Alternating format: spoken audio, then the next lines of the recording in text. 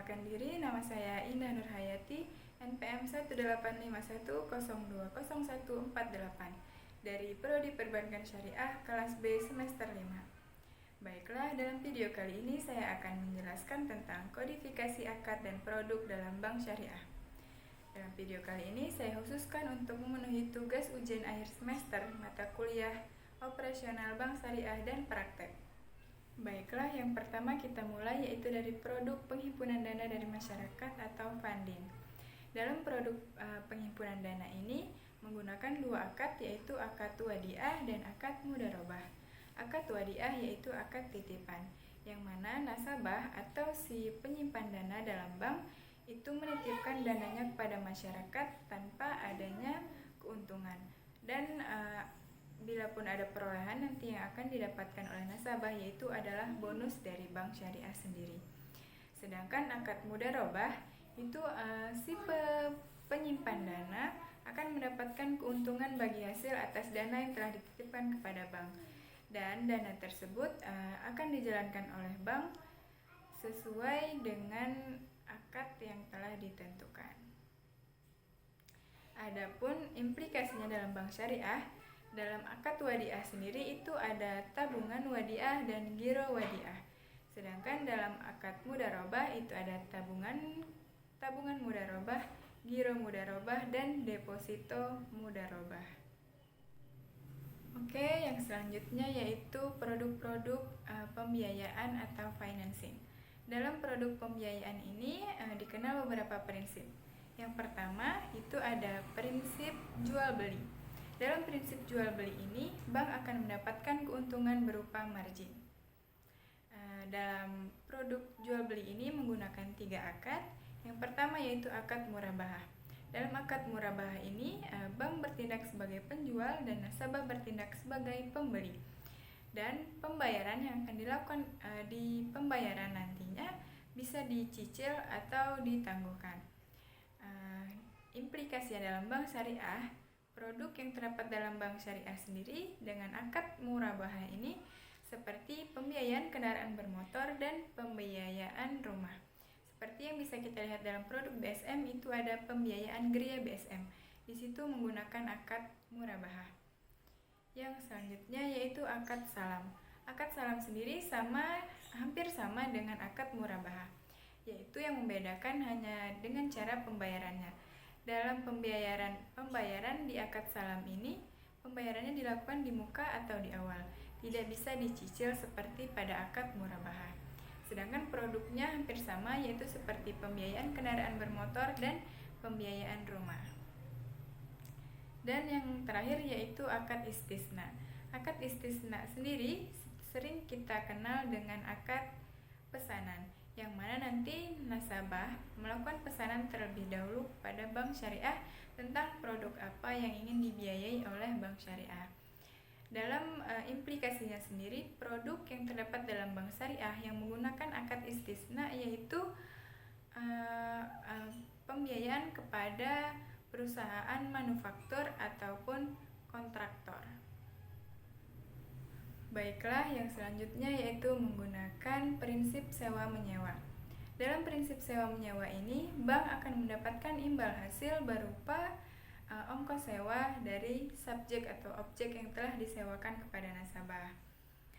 Dalam hal ini dikenal adanya 2 akad, yaitu akad ijaroh dan akad ijaroh mutahiyah bitamlik. Akad ijaroh sendiri yaitu sering dikenal juga dengan nama ijaroh multijasa. Dalam hal ini bank akan melakukan pembiayaan jasa kepada nasabah. Implikasinya dalam bank syariah itu dapat kita lihat dari pembiayaan multijasa pada bank muamalah dan pembiayaan multijasa pada bank syariah mandiri. Itu seperti jika kita lihat pada bank-bank itu terdapat pembiayaan untuk pendidikan atau biaya pendidikan.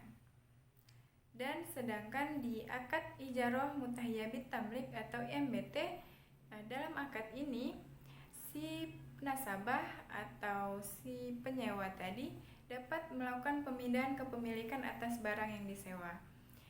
Dalam implikasi dalam bank syariah itu bisa kita lihat dari pembiayaan kendaraan bermotor pada bank syariah yang menggunakan akad ijarah mutahiyah bitamlik ataupun ada KPR syariah. Baiklah, prinsip yang terakhir dalam pembiayaan ini yaitu prinsip bagi hasil, yang mana dalam prinsip ini bank akan mendapatkan bagi hasil atau nisbah dari dana yang telah disalurkan kepada nasabah atau masyarakat. Dalam prinsip ini dikenal adanya dua akad, yaitu akad mudharabah dan akad musyarakah. Yang mana dalam akad mudharabah ini bank bertindak sebagai sohibul mal atau pemilik dana atau penyedia dana. Sedangkan nasabah atau masyarakat bertindak sebagai mudorib atau yang menjalankan dana tersebut. Dalam akad ini nantinya bank akan mendapatkan bagi hasil atas usaha yang telah dijalankan oleh nasabah. Dalam implikasinya di bank syariah itu dapat kita lihat dari produk-produk pembiayaan modal usaha. Sedangkan dalam akad musyarakah ini sama, bank juga bertindak sebagai penyedia dana, namun bedanya dalam akad musyarakah ini antara bank dengan nasabah itu sama-sama menggabungkan dana mereka atau modal mereka untuk membiayai suatu usaha atau suatu kegiatan yang akan dijalankan. Implikasinya dalam bank syariah itu bisa kita lihat dari pembiayaan proyek-proyek atau kita bisa melihatnya juga dalam produk modal pentura. Baiklah, selain produk-produk funding dan financing, bank syariah juga memiliki produk-produk pelayanan jasa. Itu bisa kita rasakan seperti kegiatan transfer atau garansi bank dan lain-lainnya. Dan itu semua menggunakan beberapa akad. Akad yang pertama yaitu akad wakalah. Akad wakalah sendiri sering kita kenal dengan perwakilan, yang mana dalam akad ini bank bertindak sebagai perwakilan atau wakil dari pihak kedua dan pihak ketiga. Implikasinya dalam bank syariah itu dapat kita rasakan dari pelayanan jasa transfer antara satu bank dan bank lainnya atau satu rekening ke rekening lainnya. Dan yang selanjutnya yaitu akad kafalah. Akad kafalah sendiri yaitu bank sebagai penanggung memberikan jaminan kepada nasabah. Implikasinya dalam bank syariah itu dapat kita lihat dari produk garansi bank. Yang selanjutnya yaitu sarf atau pertukaran mata uang atau jual beli valuta asing. Dan yang selanjutnya yaitu hawalah. Hawalah sendiri yaitu akad pengalihan utang piutang. Dalam hal ini bisa kita lihat produknya yaitu seperti produk anjak piutang pada bank syariah. Dan yang terakhir yaitu rahan atau sering kita kenal yaitu gadai.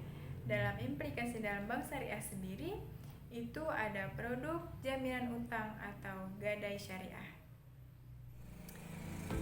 Baiklah, sekian penjelasan saya mengenai kodifikasi akad dan produk-produk dalam bank syariah. Saya memohon maaf yang sebesar-besarnya apabila terdapat kata-kata yang keliru dan yang kurang berkenan. Dan saya ingin memberitahu bahwa setelah video ini, setelah tayangan ini, saya akan menjelaskan atau memberikan salah satu contoh produk pembiayaan pada bank syariah mandiri. Jadi jangan di skip ya. Sebelumnya, dalam materi yang ini saya akhiri dulu. Wassalamualaikum warahmatullahi wabarakatuh. Jangan di skip. Hola. Yang seperti saya katakan sebelumnya bahwa saya akan melanjutkan dengan salah satu contoh produk pada bank syariah mandiri. Sebelumnya saya awali dulu ya. Assalamualaikum warahmatullahi wabarakatuh. Baiklah, dalam lanjutan video ini saya akan menjelaskan salah satu produk dalam bank syariah mandiri yaitu produk pembiayaan Geria BSM.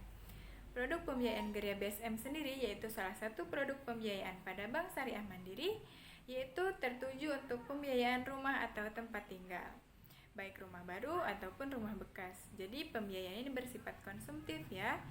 Dan sesuai dengan penjelasan sebelumnya bahwa akad ini menggunakan akad murabah atau akad jual beli. Baiklah, untuk penjelasan lebih detailnya lagi, kita akan melihat ilustrasi berikut ini. Nah, ini dia skema dari produk pembiayaan Geria BSM. Yang pertama-tama yaitu si nasabah atau calon nasabah mengajukan permohonan pembiayaan pembelian rumah kepada Bank Syariah Mandiri menggunakan akad murabahah atau akad jual beli.